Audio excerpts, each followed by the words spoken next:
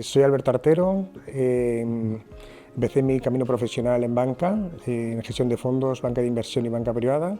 Luego salté al Confidencial, donde estuve 15 años escribiendo en la parte editorial y en la parte de gestión.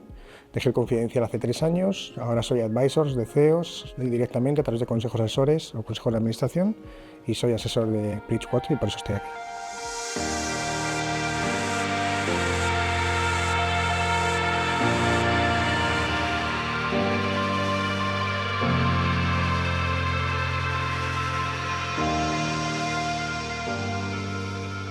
Mi desempeño profesional es básicamente en dos sectores muy diferenciados, uno es la banca, otro los medios de comunicación.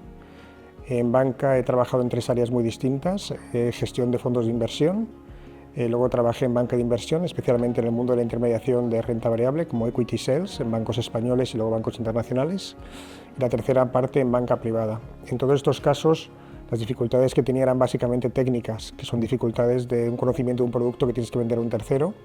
o un conocimiento de un producto que tienes que gestionar, ¿no? Desde la parte más plain vanilla, de los productos que son muy estándar, hasta productos un poquito más sofisticados, como derivados listados, derivados no listados, OTCs, etc., ¿no? Y luego enfrentarte también a un entorno regulatorio que cada vez era más hostil. Lo que empezaba a suceder en la banca es que ya se empezaba a poner el punto de mira del regulador sobre la banca y podíamos tener problemas al día de mañana y había que andarse con mucho cuidado, ¿no? Con los famosos conoce a tu cliente, KYCs, con un montón de cosas regulatorias que empezaban a afectar al negocio. En medios de comunicación, cuando aterricé el Confidencial, el reto era completamente distinto, porque entro en un medio que está en un soporte que estaba en crisis después de la crisis.com, que es Internet, y sobre un mercado que es maduro, que es el mercado de los medios de comunicación. Y ahí fue un reto completamente antagónico al anterior, porque no era mirar lo que te regulaba, ni conocimiento técnico del producto, sino era idear, crear, posicionarte. Y ahí es verdad que desarrollamos un modelo que nos funcionó muy bien, que se basaba básicamente en 4 ejes, ¿no? Que eran, primero, que nosotros hacíamos un periodismo de periodistas, frente a todos los demás que hacían un periodismo más de agregación o lo que pudiera ser, que hacíamos un periodismo pensando en el cliente, que hacíamos un periodismo innovador, que hacemos un periodismo, es decir, que damos unas señas de identidad que al final han llevado al Confidencial donde está, que lo ha convertido en el líder de los medios de comunicación en España. Si el primer reto era un reto comercial, técnico, el segundo reto era un reto de ideación y de proyecto. Bueno, yo he desarrollado todo mi de carrera profesional en España, o sea, no he tenido ocasión de trabajar fuera, pero por circunstancias personales al final nunca me llegué a ir. España es un país curioso para hacer negocios para aquel que no lo conoce, por lo menos en la época que yo he vivido. O sea, yo llevo un desempeño profesional de casi 25 años, con lo cual han sucedido muchas cosas.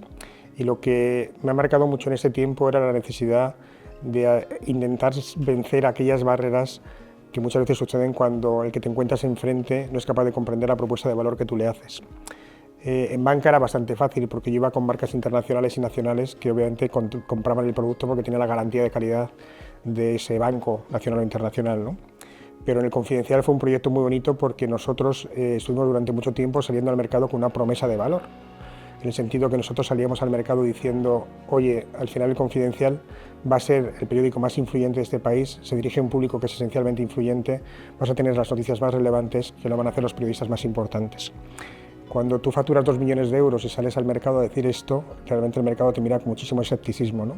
Y una de las cosas que aprendes con el tiempo es que si tú haces delivery, es decir, si tu promesa de valor se va cumpliendo, si la gente es capaz de percibir con el paso del tiempo que aquello que tú has puesto encima de la mesa se cumple, generas unas relaciones de confianza a largo plazo. Si nosotros hubiéramos incumplido esa promesa, nos hubiera costado muchísimo más. Pero sí que es verdad que una de las cosas más relevantes es que es verdad que se generan esos climas de confianza que han permitido hacer una relación a largo plazo entre el Confidencial y todos sus stakeholders, incluidos sus empleados, pero también sus anunciantes, pero también sus proveedores, pero también sus socios, pero también sus bancos, pero también sus whatever. Y esto es lo más relevante. Yo creo que al final mi experiencia en España no es una experiencia de especial dificultad porque yo no he estado en un negocio regulado. Es la dificultad de saber que si tú eres capaz de cumplir con lo que prometes, vas a tener socios para toda la vida. Bueno, yo creo que indudablemente la agenda que uno tiene le ayuda a facilitar los negocios. Lo que pasa es que es verdad que la gente no tiene muchas veces en cuenta el hecho de que la agenda probablemente es el activo más valioso que uno tiene. Porque la agenda no se construye sobre la base de una voluntad a la que alguien se adhiere, se construye sobre la base de una relación que construye. Las agendas se basan en relaciones de confianza. Si la gente confía en ti, tienes agenda. Si la gente no confía en ti, o se siente traicionada por ti, o se siente utilizada por ti, pues la gente no utiliza la agenda. Entonces la agenda es una herramienta extraordinaria, y es una herramienta extraordinaria si eres capaz de administrarla con inteligencia y si eres capaz de unir los puntos correctos. Cuando tú tienes desequilibrio en los puntos que unes, se producen distorsiones y entonces tu agenda empieza a perder valor per se, no porque tú quieras, sino porque el otro no la percibe en su valor, que es lo importante. Tiene que valer para ti, tiene que ser útil para el otro. Es verdad que lo que yo he experimentado en España es que hay muchas Españas dentro de España y que es verdad que hay distintos caracteres y distintas formas de ser dentro de España. Hay caracteres más abiertos, caracteres más cerrados, sociedades más abiertas y por lo tanto sociedades más cerradas.